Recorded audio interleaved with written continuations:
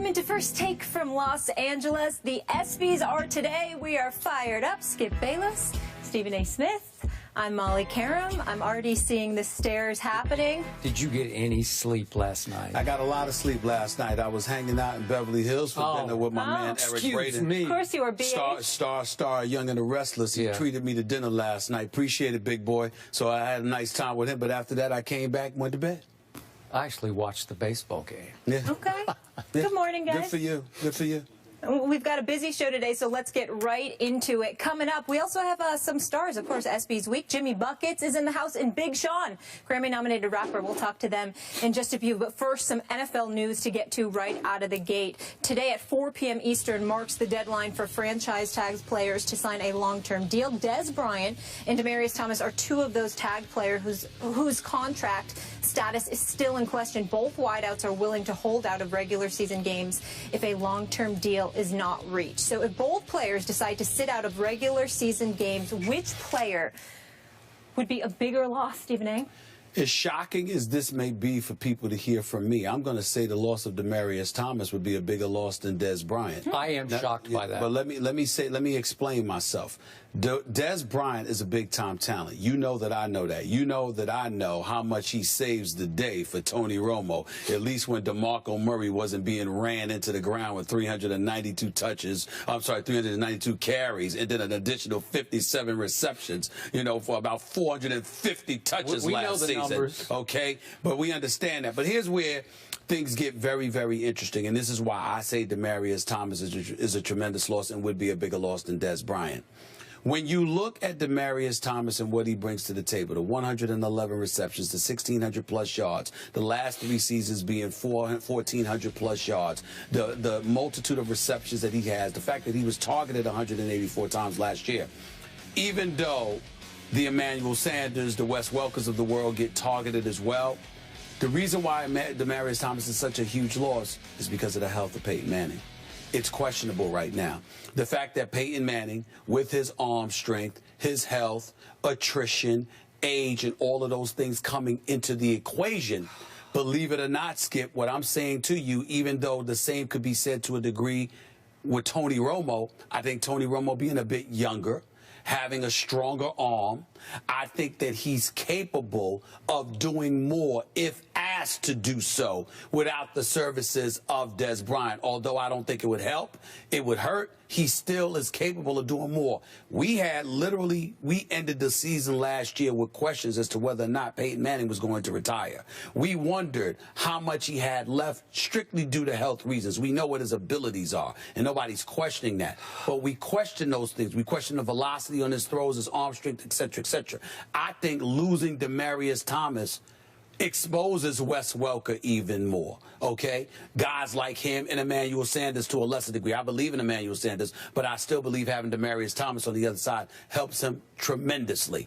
Without Demaryius Thomas, I think the Denver Broncos are hurt across the board because you're forced to rely more on Peyton Manning, and health-wise because of age and attrition. I don't know if we could do that. Okay, now you have slipped out the back door of our original argument by turning it into a Peyton versus Romo argument on the health score, right? I mean, to some degree, the fact is that no matter how great a receiver is, if you don't have a quarterback that can get you the football, what does it matter? So to me, it's part and parcel. It comes together. But I have to deal with this question as if Peyton, even at age 39, will be healthy and that Tony Romo will be healthy. Well, go ahead and do that. You have the freedom to do that. Okay, I'm going to take the freedom to do that because to me, this isn't even close. To me, Dez Bryant would be a far bigger loss to the Cowboys going into this year. And again, I think they should have Super Bowl aspirations. You don't. But I do. I'm being realistic about that. A much bigger loss than Demaryius would be to the Broncos here right now going into the start of this regular season because it's very simple to me. Dez is better than Demaryius. He's a more explosive game changer than Demaryius is, and I think you would agree with that part, I do think he's slightly better. Okay. I don't think it's by a landslide the way you said. And if Peyton is healthy, as much as I love my boy Romo, I'm going here, man. Peyton is a better all-around thrower of the football than Tony Romo is. He's a better passer. He's a better general. He's a better field master than Tony Romo is. So I'm going to trust a Peyton who, by the way, has a #2 receiver, guy we've had on the show a number of times, Emmanuel Sanders, who made the Pro Bowl last year. 1,400 yards. Yeah. His numbers are beyond Dez, even though Dez is obviously better than Emmanuel is. But when you catch 101 for 1,404 and you make the Pro Bowl, and that's your #2 option, I'm going on Peyton's side on this one because my #2 wide receiver, I know there's a Jason Witten and I know there's a Cole Beasley, and I love them both. But if we're talking wide receiver options, Terrence Williams is not Emmanuel Sanders. Would you agree with that? I agree with that. Terrence Williams had about a third of what Emmanuel did in yards, I mean in overall catches, and about half the yards. Well, so wouldn't you think that's big advantage to Peyton Manning to be able to throw to Emmanuel Sanders versus Terrence Williams, right? Yes, but what I'm saying to you, Skip, is that, see, you want me to ignore the health of Peyton Manning. I can't do that based on how last season ended. And so when we're talking about Demaryius Thomas and we're talking about Dez Bryant, why are we talking about them? Because both of them are looking for future long-term deals, okay, with their respective teams. They don't aspire to be franchised, all right, franchise tagged. So as a result, I'm looking at them right now and I'm saying there's a possibility that if they hold out, if they elect to hold out, okay, who would be the bigger loss? And I'm saying to you, when I look at the Denver Broncos, everything rides, shines and sets, with Peyton Manning. Peyton Manning threw the ball almost 600 times last year. Tony Romo didn't even throw it 450 times last year. So when you give me those numbers, I'm saying to you, in terms of volume, of course Emmanuel Sanders may have better numbers than others. Of course Demaryius Thomas may have better numbers because Peyton Manning is throwing the football significantly more than Tony Romo had to because of DeMarco Murray's presence. But in the end, I'm looking at a guy like Demaryius Thomas, and I'm telling you, he has the abilities that he has. But more importantly, without him, you're asking Peyton Manning to potentially do more because we've seen Wes Welker's game. We've seen Julius Thomas and how sporadic he can get. We like Emmanuel Sanders, but Pittsburgh didn't really mind letting him go because they had Antonio Brown. So in other words, even though he's gifted, there may be perceived limitations to his game. We know there's limitations to Wes Welker's game. Julius Thomas needs to step up and be more consistent. Without Demaryius, he's gone. Yeah, he's gone. I'm sorry, I forgot about that. You're right. But what I'm saying to you is that considering all of that, I'm looking at Peyton Manning and what you're asking of him. And I'm saying, look, I don't know how much you can pull that off without Demaryius Thomas. As great as Peyton Manning is, there were questions as to whether or not this brother would consider retiring. Okay. I don't have any questions. I still think he will have a great year this coming year if he doesn't get hurt. But my boy Romo is one hit away from a third back surgery that could end his career. And what about Peyton Manning? Well, I'm just saying, but I'm having to go with both of them being healthy to do this argument. Because Peyton Manning, watch what he'll do with Virgil Green, now the replacement for Julius Thomas. Watch him turn him into a star. Watch him turn into some no-name guys into stars down that roster. Some Jacob Tamme, he's not there anymore, but Blair White back in the Indy days. He always finds some guy that we've never heard of and turns him into a shockingly effective NFL receiver. Let's also not forget to mention Gary Kubiak's there, so it's a new system, so they might be running the ball more. They may be running the ball. And DeMarco is not there, so they might be throwing a little less there as well. Yeah, but see, here's the thing. DeMarco's not there, so Dallas, I assume, will be running the ball more. I mean, throwing the ball more. You've got a situation where Gary Kubiak's there. He's going to be running the ball more. I think the Dallas Cowboys will be throwing the football more. And I'm thinking about it. Listen, you talk about Terrence Williams, you talk about Cole Beasley, you talk about cats like this. Clearly, Dez Bryant seems to be more important to the Dallas Cowboys. But I think you're going to see Denver in a mode where they possibly are trying to protect Peyton Manning, which brings questions in my mind about Peyton Manning, which affects, to me, questions you wouldn't have as much if Demaryius Thomas is there. 2 more points. You mentioned this in your earlier argument, but when Tony Romo gets in trouble, as he did against the Houston Texans, remember that game at Jerry World last year? He just throws jump ball bombs up for Dez Bryant. Demaryius can't do that.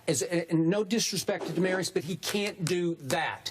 When Tony Romo has any doubt in the red zone, what does he do? He throws a fade to Dez, because Dez is so much more physical than even Demaryius is. He can shield off the defender and make it look like child's play, like candy from babies. There's no debate in our minds. I totally agree that Dez Bryant, I believe, is better than Demaryius Thomas. But you do have Jason Witten, who's been a reliable target for Tony Romo for years. But do you realize what a lightning rod leader that Dez Bryant has matured into for the Dallas Cowboys? He's become the driving force of this football team. That's fair. This is why Michael Irvin said yesterday, this is an 8-8 football team without Dez Bryant. He's talking on the field, in the locker room, in the huddle. This team has come to feed off Dez's rage to win, off his passion, his emotion for just playing the game of football that he loves so much. In fairness to you, I wasn't thinking about that at all, because you're 1,000% right on that point. I totally agree with that. But I'm thinking along the lines of what Demaryius Thomas's absence would expose about the Denver Broncos without him. And that's what I'm thinking about. When you talk about Dez Bryant and the leadership, that's a valid point. But when you talk about their play on the field, whether it's the potpourri of running backs that they have at the disposal, the guys that they rely on, a Williams, a Beasley now, a Jason Witten now, of course Dez Bryant would be a loss to some degree, but I'm just of the mindset that when I think about Demaryius Thomas, combined with Peyton Manning's limitations, combined with everything that's been in flux in Denver, I think it would be a devastating loss for them. Now back to Molly's point. Do you realize over the second half of last year, as Peyton did get beat up, that turned into a running football team and a really good running team that had a running game that I thought was equal to the Dallas Cowboys offensive line running game, with DeMarco leading the league, because they found a C.J. Anderson, thank you God, who turned into a near star for them. He can ball. And speaking of ball, Monte Ball was hurt and it will be healthy and wants to win his job back. And there's a Juwan Thompson and there's a Ronnie Hillman. They are loaded at the running back position, and I still like what I got left at running back for my Dallas Cowboys, but I don't have DeMarco Murray. I don't believe that the Denver Broncos will consistently go about the business of running the football. Molly, you're right. I know that that's Gary Kubiak's intent. And listen, and Gary Kubiak has something to prove to me, because quite frankly, I didn't think he did that great of a job in Houston. Let's just call it what it is. Even though he did do a good job as a coordinator in Baltimore. He did a good job in Baltimore. He deserves a lot of credit, but he's a head coach again. So he has something to prove to me, because in Houston, I mean, my Lord, he relied on Matt Schaub for years. Okay, so I just look at it from that perspective, and I say, okay, yeah, you're going to have all of these running backs, but everybody can't be on that field. You know, whether it's going to be Monty Ball, whether it's going to be C.J. Anderson, whomever. In the end, what it comes down to is you're going to have somebody behind Peyton Manning, and I'm not sure how much Peyton Manning is going to be looking to run the football. Now, he got hurt. You know, that game against St. Louis, you know, he got popped silly pretty good, and he was never the same after that. Hopefully he'll recover. If that happens, I can't see them just handing the ball off to brothers and not letting Peyton Manning fling it, especially with Wes Welker and those boys back there and Emmanuel Sanders. I'm just of the mindset, you don't have Demaryius Thomas, it's going to expose the rest of those brothers. That's my thing. But you have a point about Dez Bryant that I didn't realize, I didn't think about, rather. Okay, what's your bottom line on this? By 4 o'clock today, either or both get done? One of them is going to get done. I don't think both of them are going to get franchise tagged. If that happens, if I'm the Players Association, I completely agree with their position. I'm investigating collusion, because there's no way on earth that talent like this, 2 of the top 5 receivers in football, both get franchise. You got to remember, you can not only franchise tag them this summer. If you want to, you can franchise tag them next summer. Now, the 3rd year you could franchise tag them, but obviously that's inconceivable, because you get like a 120% bump in salary. That's not going to happen. But when you consider the fact that teams have that level of control, that's going to be a bad sign. And if I'm the Players Association, I'm ready to rumble. If both of these brothers get franchised, something's wrong with that picture. Definitely collusion needs to be investigated. Okay, this is just a gut feeling guess on my part. I think Dez gets done today, and I think Demaryius does not get done. Interesting. The last franchise tag player to hold out, Walter Jones in 2002, and if they skip those regular season games, also skipping $750,000 paychecks. We'll find out today, as the guys mentioned. But up next, we go to the association. Jimmy Buckets is here. We can't wait to talk to him. Had a breakout season, led the Bulls in just about every category. Not bad. Not bad. I like the dapper look. Look at this. The shirt with the shoes. I see you. Yes. I don't want to get makeup on you. Nice to meet you. What's up, big time? Good to see you, baby. Looking smooth with the kicks, too. First Take is presented by Bass Pro Shops. Your adventure starts here. And in part by Ace, the helpful place. And State Farm. Find your agent at statefarm.com.